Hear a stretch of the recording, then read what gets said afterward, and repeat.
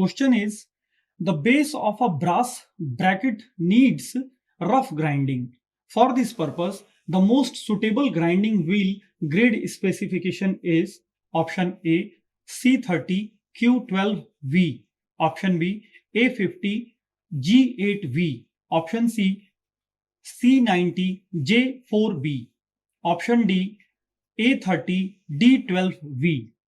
देखिए, एक grinding operation perform किया गया है ब्रास ब्रैकेट के बेस के ऊपर, जिसमें ग्राइंडिंग व्हील का स्पेसिफिकेशन दिया हुआ है। तो ग्राइंडिंग व्हील का स्पेसिफिकेशन फॉर एन एग्जांपल एक ऑप्शन लेकर के देख लेते हैं। ऑप्शन ए है हमारा C30 Q12V।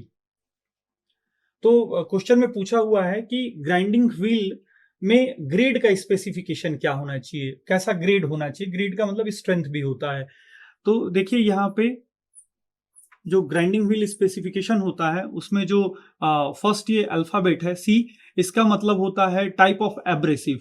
तो ब्रास मटेरियल के लिए नॉर्मली हम लोग सिलिकॉन कार्बाइड एब्रेसिव यूज करते हैं, तो ये कार्बाइड है, तो ये सही है। उसके बाद सबसे पहला जो होता है हमारा type of abrasive, type of abrasive. उसके बाद दूसरे नंबर पे आता है ग्रेन साइज, उसके बाद ग्रेड, उसके बाद स्ट्रक्चर और उसके बाद टाइप ऑफ बॉन्ड। तो यहाँ पे विट्रीफाइड बॉन्ड दिया हुआ है।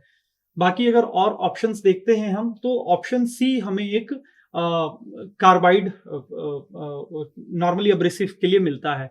तो ऑप्शन ए और ऑप्शन सी में हमें चूज करना होगा। तो देखिए, नॉर्मली जो ब्रास है उसके लिए हमें हार्ड व्हील की आवश्यकता होती है, यानी ग्रेड जो है, स्ट्रेंथ है, वो काफी हार्ड होना चाहिए। तो ऑप्शन सी में जो ग्रेड है वो जे दिया हुआ है। तो जे नॉर्मली हमारा सॉफ्ट मटेरियल के लिए होता है। इसका मतलब क्यू जो है ये हमारा हार्ड व्हील के लिए होता है।